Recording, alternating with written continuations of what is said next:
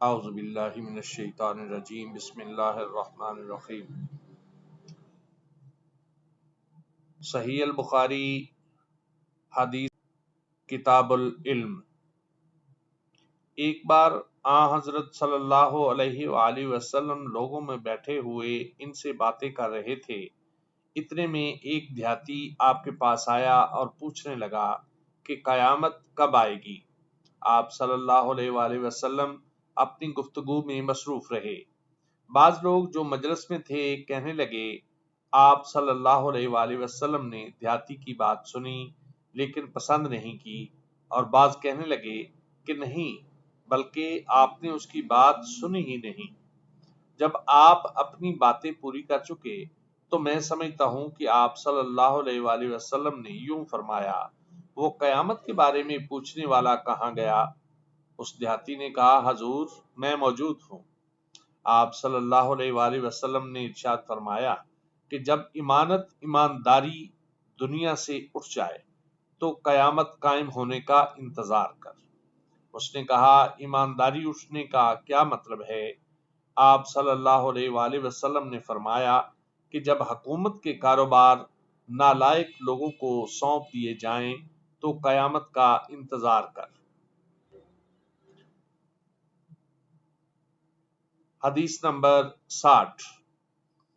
ایک سفر میں جو ہم نے کیا تھا حضرت صلی اللہ علیہ وآلہ وسلم ہم سے پیچھے رہ گئے اور آپ صلی اللہ علیہ وآلہ وسلم ہم سے اس وقت ملے جب عصر کی نماز کا وقت آن پہنچا تھا۔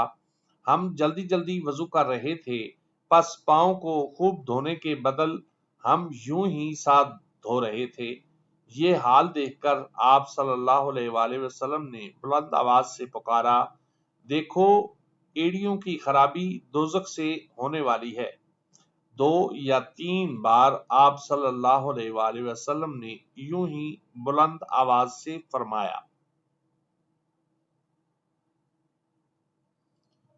حدیث نمبر 61۔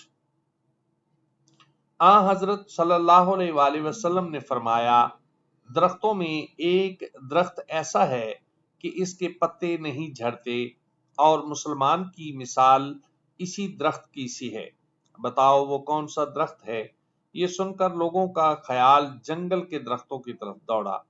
عبداللہ رضی اللہ تعالی عنہ نے کہا، میرے دل میں آیا کہ وہ کھجور کا درخت ہے، مگر میں اپنی کم سنی کی شرم سے نہ بولا۔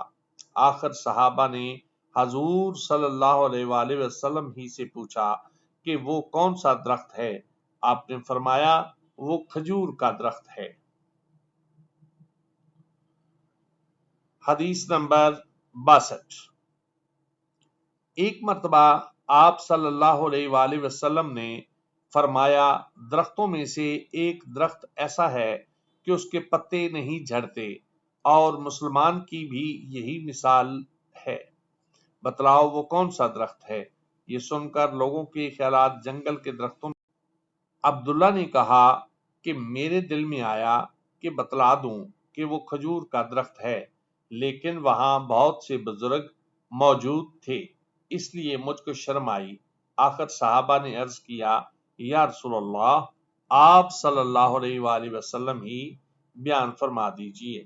آپ صلی اللہ علیہ وآلہ وسلم نے بتلایا کہ وہ کھجور کا درخت ہے۔